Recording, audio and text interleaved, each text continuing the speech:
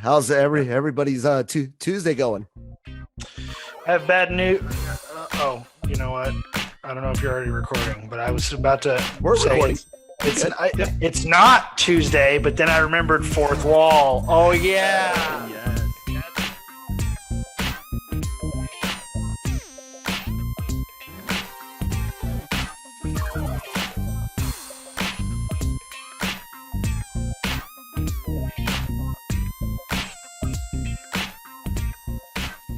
Good morning, everybody, and welcome to LR Mornings today with myself, Kyle Malone, and Michael Connolly, and the loudmouth down at the bottom of my screen. You guys can't see him, but I can.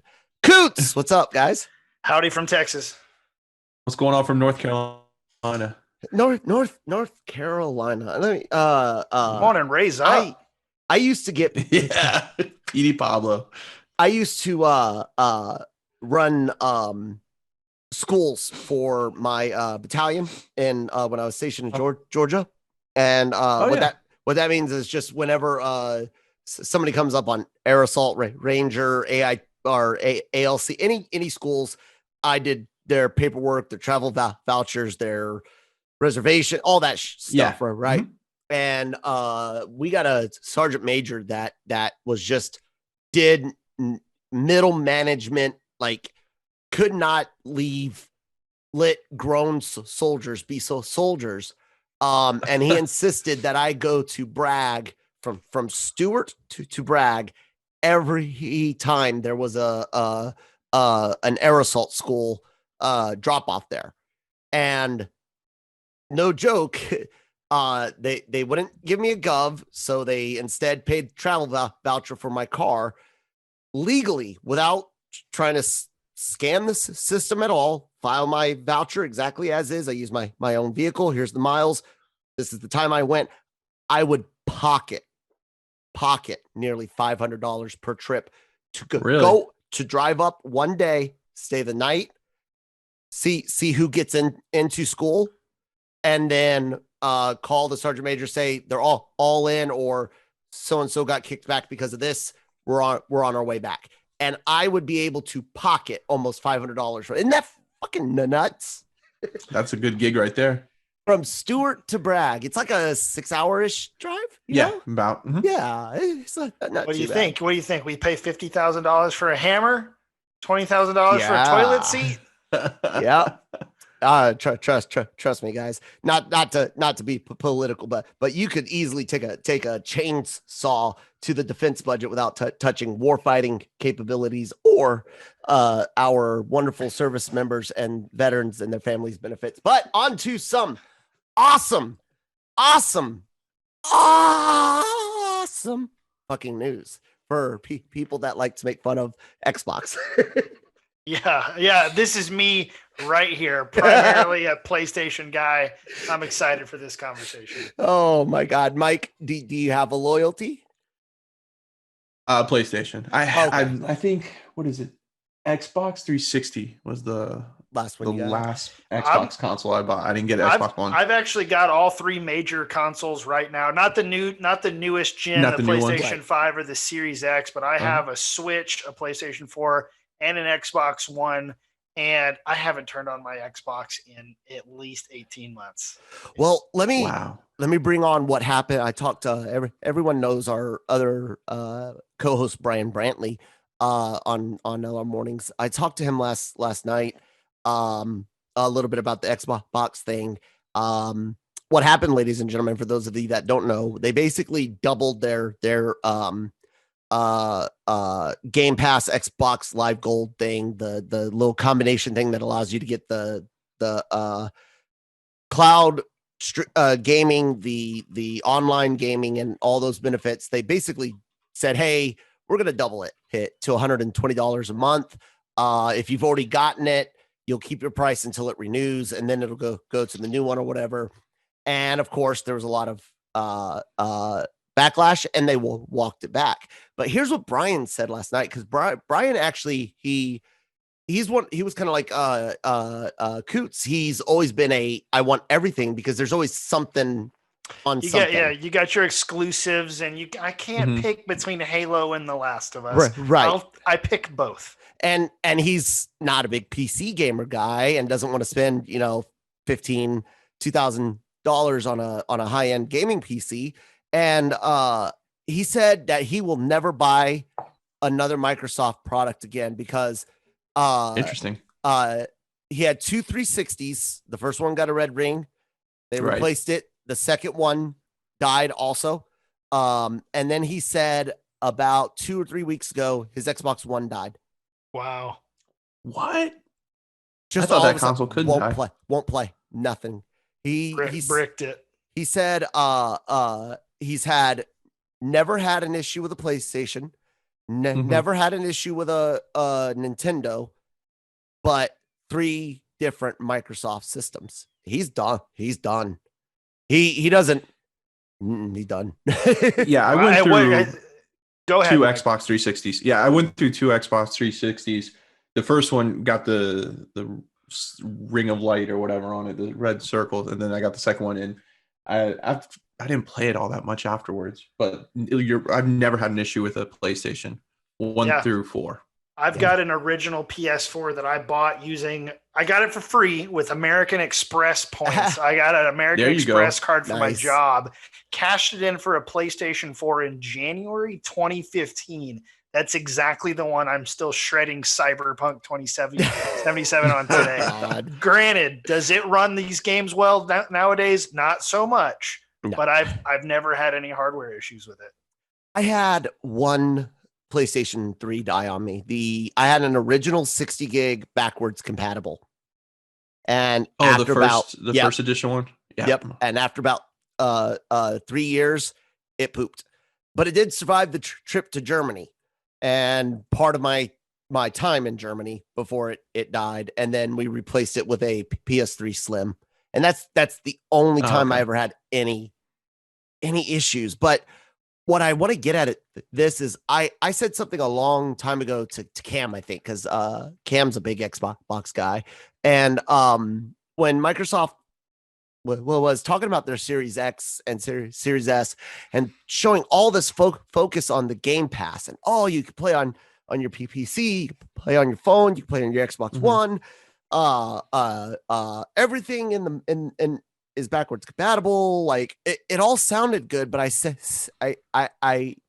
this. I said these studios are similar to movie studios these days, and where they spend millions and millions of dollars developing a game over a couple of years, unless it's Call of Duty, and then you just slap on a fresh coat of paint on whatever you did last year, and add a few extra textures.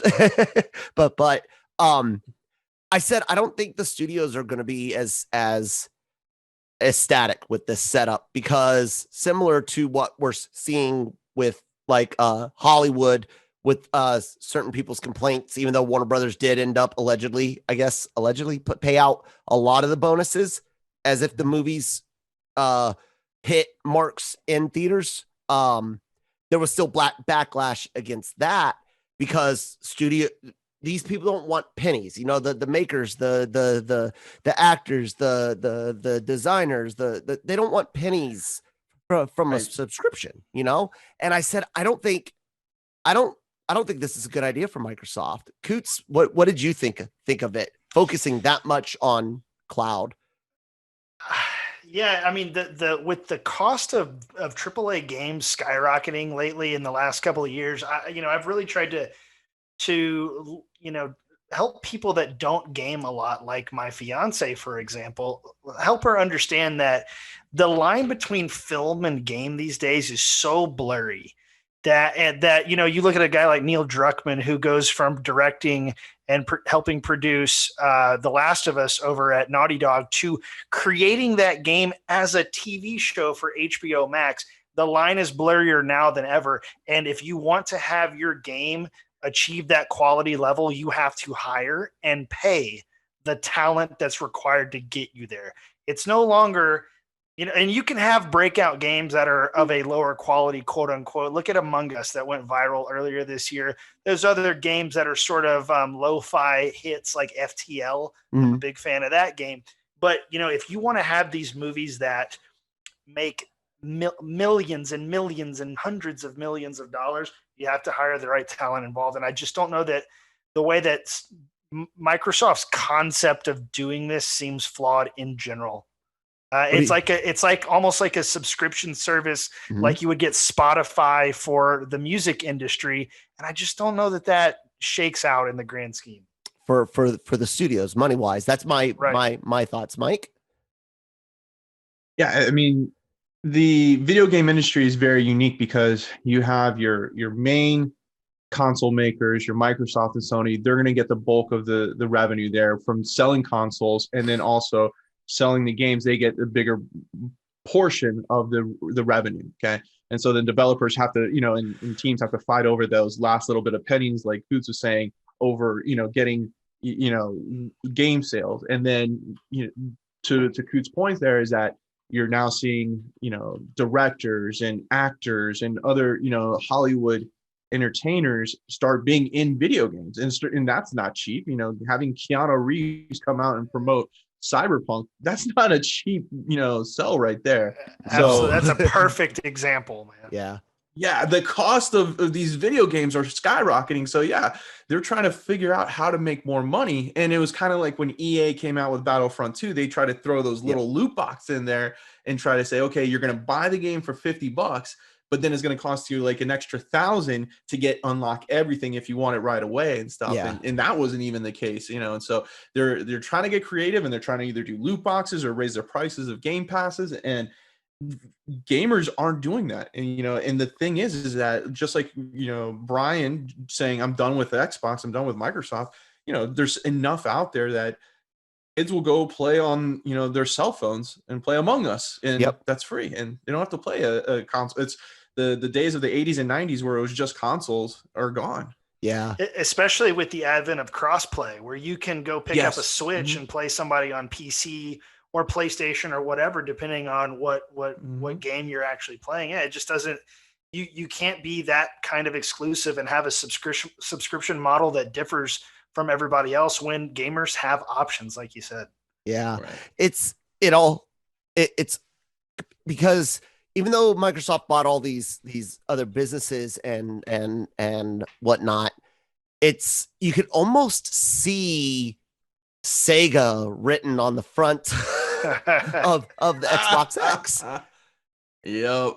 Am I wrong? That is the truth. Oh, it's the truth. Yeah, you can almost see it to where you're like, this might be the second to last physical Microsoft system, because this, I think, could potentially be such a blunder that they can't make any money any other way than going all software, and which case they might keep the Game Pass for some certain Xbox games. But I believe what will actually end up happening is we're going to see a lot less content on the Game Pass to make up the difference. What do you think on that? It seems like it would make sense, because they've got to make that up somewhere. And that's what a scary comparison to say that this latest Xbox hardware is their Dreamcast. I haven't heard a reference like that in some time. And, you know, if they go that way, of course, we know that Sega went and licensed their first party characters like Sonic and so on to Nintendo, where you can find Sonic now in like Smash Brothers and stuff. So that would be insane to see. But, you know, there's a lot of things that Microsoft seems to have bungled in this launch. One thing that I want to note is that there's an incredible amount of confusion just about the name of this latest console. Oh, yeah. Because their nomenclature doesn't make any effing sense to anybody. I don't know if I have a Series S or an X or a Pro or an X Pro or what we're dealing with anymore. So there's a lot of aspects of this don't make a ton of sense. Japanglish makes more sense than Microsoft's naming scheme. Yes. Yeah, they didn't do a lot of focus groups when they were like pulling the, you know, the name out and stuff and saying, "Hey, what do you guys think of this name here?" It reminds me of like and I guess that kind of makes sense, because I started thinking like, what other things get really weird names? And I was like motherboards, cases. Like I've got the Cooler Master HAF, 90 something XK. It's just weird, stupid. HAF stands for high airflow, but it's just random numbers and then letters put after it sound cool, and it's like, but that's a computer case. Yeah. I obviously know if I'm buying a computer case what I need, but like you said, somebody says I want an Xbox series whatever. Yeah. There's a lot of speculation that obviously it's all sort of a marketing ploy, and there's a lot of speculation that the entire idea was geared towards confusing target moms who are going to go down to the store and pick one out, and they're going to pick the previous generation because they don't understand the difference, and they tell Target worker, oh, my son Billy, who's 14 and plays Fortnite, wants the new Xbox. Man, we don't have those. Oh, this one's just as good. It's almost the same name, and it's entirely different piece of hardware. Yeah. That was like Sony's problem that they had, where they have either the console where you get the disc or just the digital version of it, and that was the same thing. A lot of Target moms, didn't know which one to pick up, and then they get the digital one, but the kid wants the one that you can, put his PS4 games in, put his games in, right, and stuff, and so that caused a big. Can I trade it in? Can I return it? That nope, sorry, Mom, we're flush out. In fact, there's none in North America right now. Yeah. Check back in April. Yeah. I plant my flag, like each generation I'll pick a game, like even though the game will likely be available on the previous generation, I'm like, that's my point. That's the game I want to see with the bells and whistles of the next gen. And my flag right now is planted on Horizon for Forbidden West, because from the day I put Horizon Zero Dawn into my PS4, it didn't come out until I beat it almost 100 hours later, after, spoiler alert, completely finding out everything about Wyoming, Colorado, and Utah. Like in 1,000 years future, and this amazing storyline that I think would translate beautifully into a streaming show. But that's where my flag's at right now, unless Square Enix surprises us and releases Final Fantasy 16 before it. Then I would get the PS5 for that if I was able to. But what about you, Mike? Do you have any game for the PS5 you would like to get it for? So right now, probably the Spider-Man game. That's about it. I'm hoping, I'm waiting to see what Star Wars games come out. I hope there's another Battlefront 3. And then with the news recently that there's a Knights of the Old Republic in the works, that to me would be my game I would put in and would not come out of my room for, a week or so. Yeah. Coots? I am with you on that, Mike. I like I've mentioned, I have not yet purchased either of the next generation consoles. Yeah. I think that the PlayStation 5 actually is god awful ugly. Yes. I'm not into the physical design, and I'm telling y'all, this coming Christmas, they're going to come out with variants. The entire bit is that the white part snaps off. Yep. And you see people on Twitter, they're spray painting it, they're plastic dipping it. They're doing cool stuff. And I promise you, like, they're getting sued by Sony and saying, don't do that, because Sony has their plans to sell that themselves. Right. Yes. So I'm kind of holding off. I don't actually think there will be a price drop between now and this coming Christmas, but we'll get some cool variants, and we'll also have more games coming out that take advantage of the PlayStation 5 hardware. But I'm with Mike. I'm here for KOTOR, the next generation. Yes. You can actually find my article on KOTOR and what's going on with that on LRM now, published this morning. And that's the one thing where I actually perked up. Like I said, I'm playing Cyberpunk 2077 right now on the PlayStation 4. And while it is kind of a mess, I'm having fun. But the PlayStation 5 version of that's not even out yet.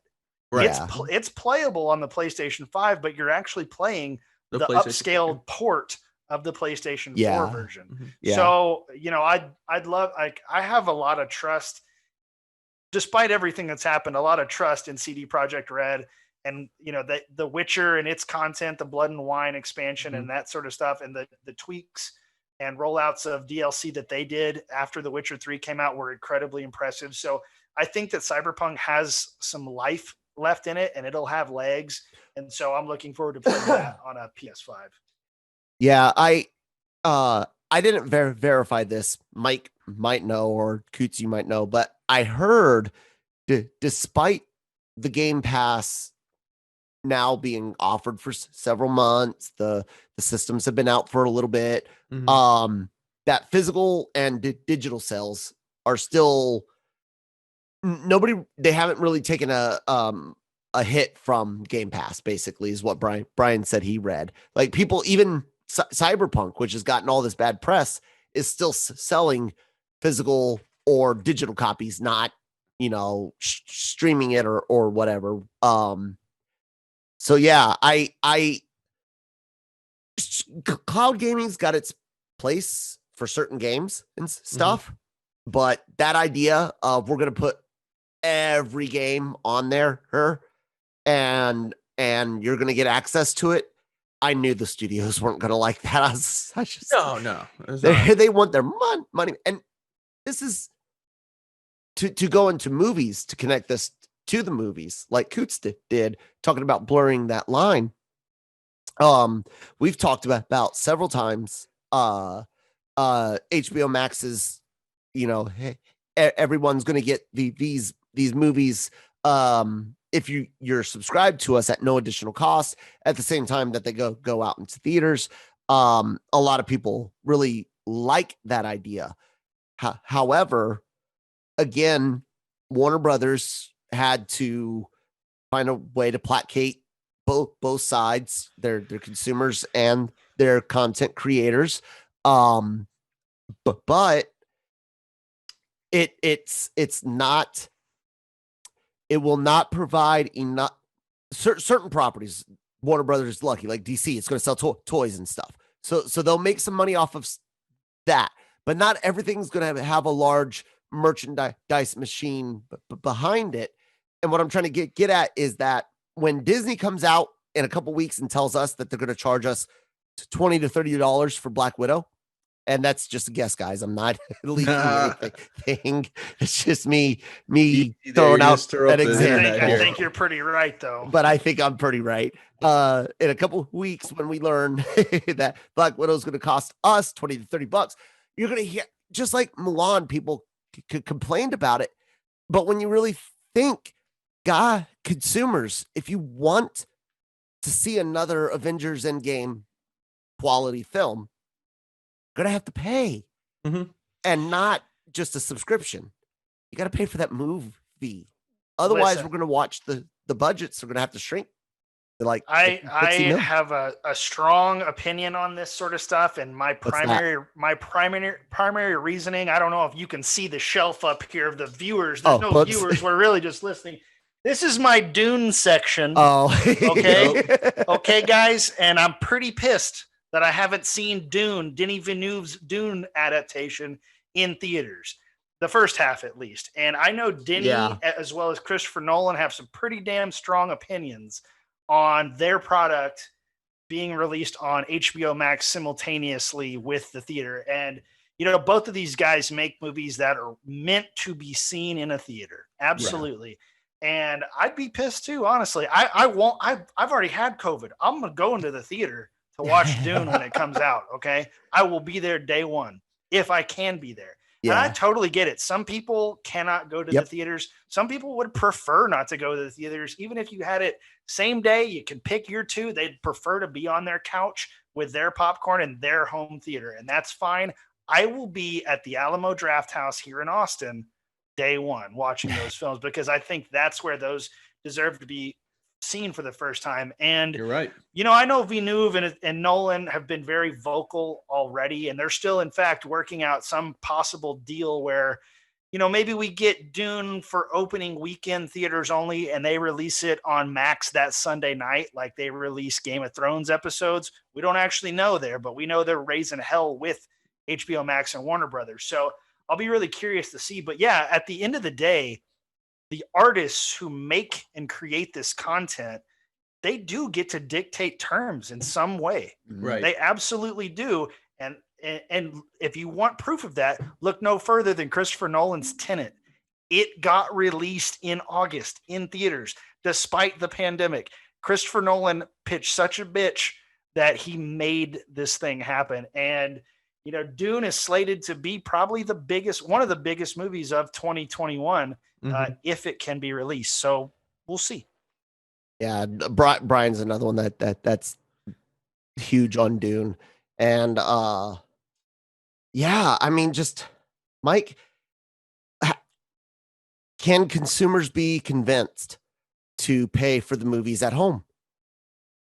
Well, for the short run, yes. For the long run, no. I've kind of compared it. It's weird. What we're in right now is almost like what I experienced post 9/11. Remember, people were so scared to go to fly in an airplane, and things changed in the airports. Prior to 9/11, you could just walk right in, go straight to your gate, no problems, no hug your family goodbye, hug your right. And 9/11 happens. There was that about year to 2 years of fear flying. Security ramps up. We had, remember, the different color-coded, days of we're in code orange, we're in code red.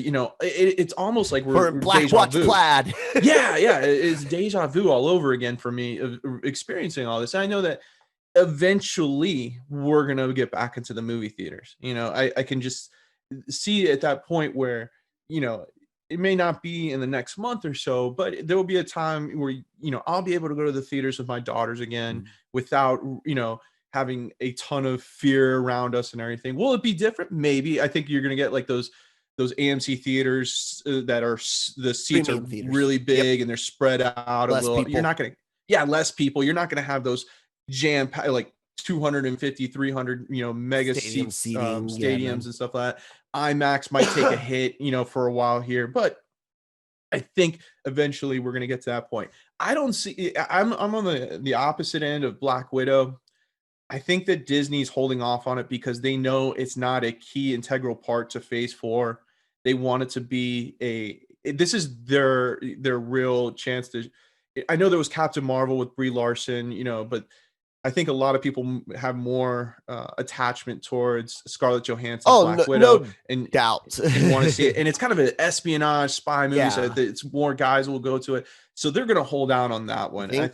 I think so. The other ones, like when they did with Mulan, even Raya and the Last Dragon, those are things that they can release out on Disney Plus because, in all honesty, how much money was Mulan going to really make in theaters? It was probably going to come into about Lion King level, I would see, which was okay. And Raya the Last Dragon, same thing. But when it comes to that, I think Disney's going to pick and choose. HBO Max with that, I think they came out too quickly. Yeah. And in that blanket, hey, we're just going to release them all 30 days. And, you got 30 days to watch it on HBO Max. That was too rushed because now you have directors like Nolan, who are going to say, no, I'm not going to work with you anymore. That was a terrible move. Where Disney's playing it, hey, we can shuffle this back a little bit longer. And, we know that we'll have an audience when we release it at this point in time. Video games, I think that it's almost, you see some, I think Sony's kind of playing it. It's cool. They've kept it the same thing. Like, hey, COVID, no COVID, more players and less players, whatever. We're going to still do our model because it's working. Why mess with it? Yeah. Don't fix it if it's not broke. Right. Microsoft, it's like they're trying to become a Netflix for gaming. And we got that with GameFly and that didn't work, And Stadia. Stadia, right. Uh-huh. Yeah. And that didn't work too. Yeah. And so I did not understand that logic behind it. There's people that make more money than me and, work and analyze that. And they thought it was going to work out. But no, the video game community is vastly different than the movie, or the viewer community of watching movies and television. And they have their own little enclaves too, like your dedicated Sony, Microsoft fans, PC, whatever. I would wonder, like, if anybody had the numbers on it of how many PC gamers there are now, because I think there's more PC gamers starting to grow, building their own PCs. Oh, PC gaming is growing again. And getting back into it than just general console gaming. Just, I think, unfortunately, it's so hard to get a hold of GPUs because of Chinese Bitcoin farming factories. But let's see here. Gaming by type. Let me see if that gives me gaming by, let's try because I know that, like, system type. Hey, my high school students love building PCs now. Like, that's their thing. I love it. They'd rather spend their money on that than buying a console. Well, think about it this way, and to the audience, I'll challenge you. This is my own personal opinion. I like Austin Evans. Anybody know Austin Evans, tech YouTuber? Hey guys, this is Austin. Okay, that guy. Austin Evans does a lot of really good builds, a lot of good custom builds, liquid cooled builds, wicked basketball spinning, building stuff in back of car builds. But he also does regular, you need a $500 gaming PC? I got your back. Check out this AMD Ryzen 5 that you can get for this price. And he'll, guys, you guys could right now legitimately probably go build an AMD system for $500 to $700 that will beat out everything both Microsoft and Sony is offering with their next gen systems. Plus, if you do it right, upgradability. And the hardest part of it all is that GPU. But like Austin recently said it in a video, he's like, go back 2 years and get a GPU from a couple of years ago. Refurbished ones are great on Newegg. You know, those ones come with warranties and stuff because they're refurbished. You know, get that. You guys can really actually do quite a bit with PC gaming today because prices have come down so far. And that's all I gotta say about that. I can't find a like a sales list, but I'll try to look around for it. Yeah, I do know I've read on several PC sites that PC building, like all components sales are up, and it's a cool hobby, guys. Like, legitimately, go buy the cheapest to see if you could legitimately buy a like a Core i5 processor, 8th gen, a micro or mini ITX motherboard, a power supply, 8 gigs of RAM, and you've got yourself a base model gaming PC, probably under $300. I think that a lot of it right now is just that it's just so much more accessible than it was even 5 years ago, as you said. And it's not even just the technology. When you have services like PC Part Picker and Newegg that are pretty much known to everybody, and then also communities like PC Master Race on Reddit that and YouTubers that have a million subscribers that can show you that basically building a PC is just high stakes Legos. Right. Any dumbass can put together a PC as long as you don't. As long as you ground yourself out and try to wear some gloves and don't put dust everywhere, you can put together a PC, and everything's got HDMI ports to plug in. Everything's a monitor.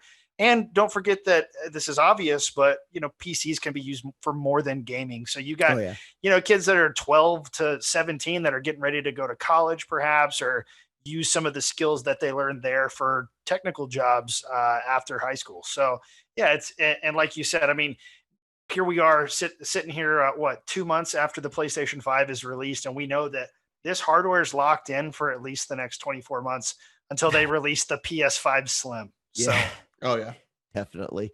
Well, that about does it for us today, guys. Unless you guys got anything else to say about Microsoft or the movies.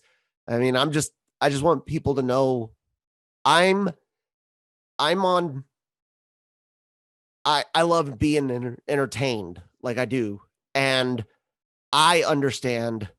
Look, academic pedigrees mean nothing. So when I bring up that I went to business school, it's not like me trying to brag or say I went to business schools, so I know this. It's context for my uh, frame of mind when I look at things like the HBO Max stuff, the streaming with Microsoft, and I go business wise, I don't think I would be happy with that because now I can't sell to the 20, 30 million Xbox Series SX users there will be by the end of this year.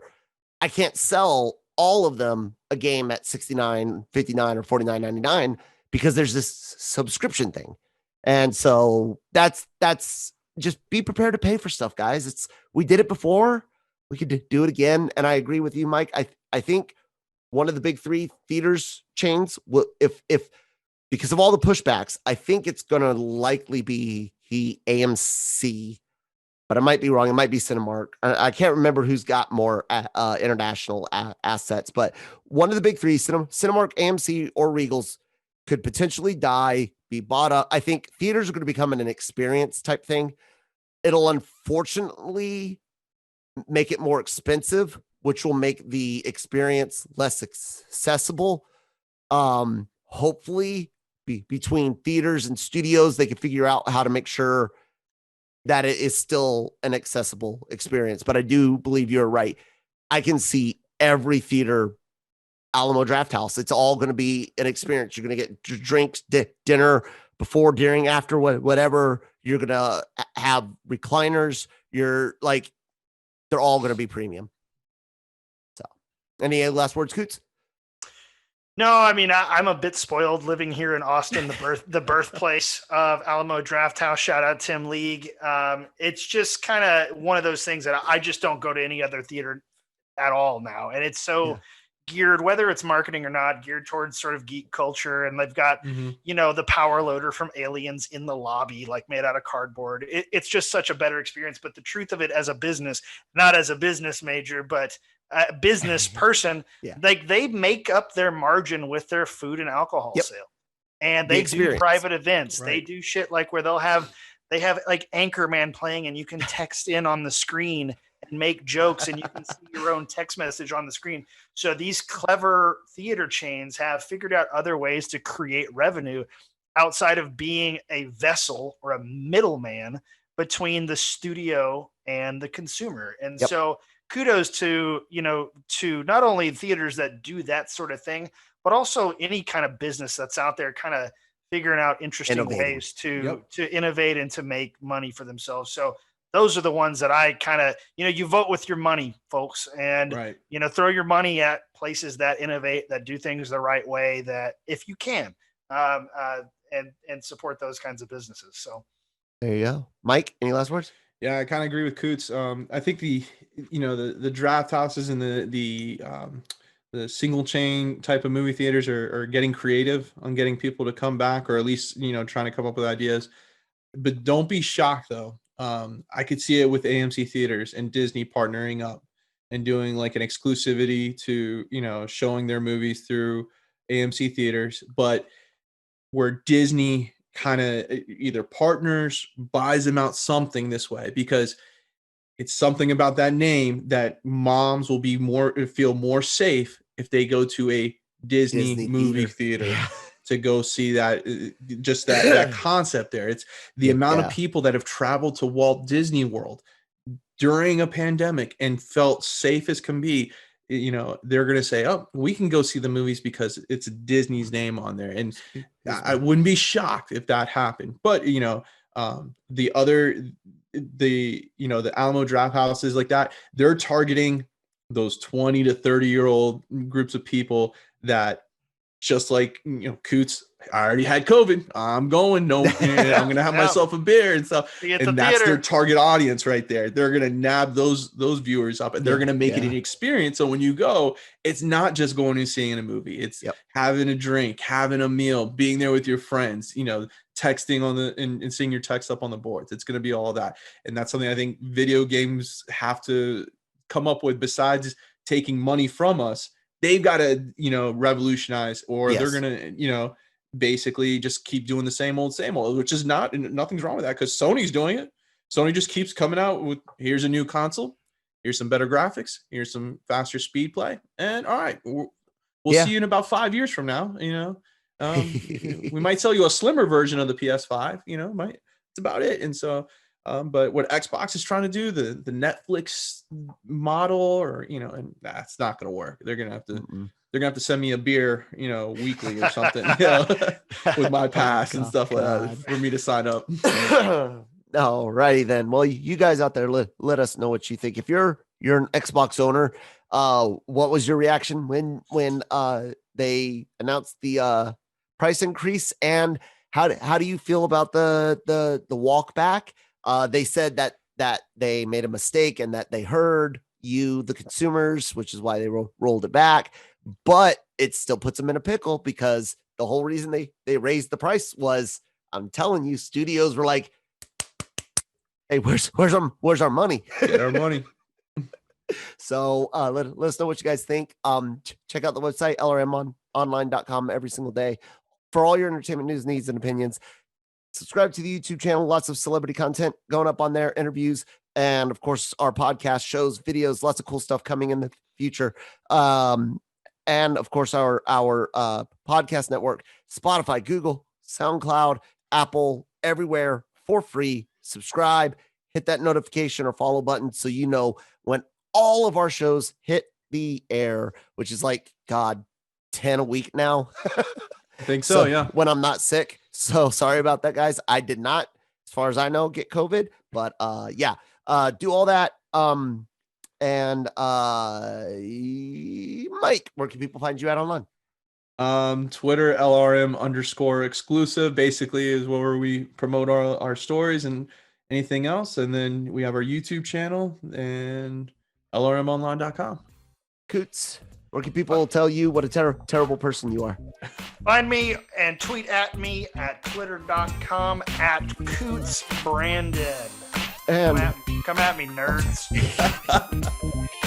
and if you guys want to get at me and tell me what an amazing, awesome person I am, you guys can find me at that Kyle Malone on Twitter, at that one, the number one, at that one Kyle Malone on Instagram. Thank you guys so much for listening, and we will talk to you tomorrow.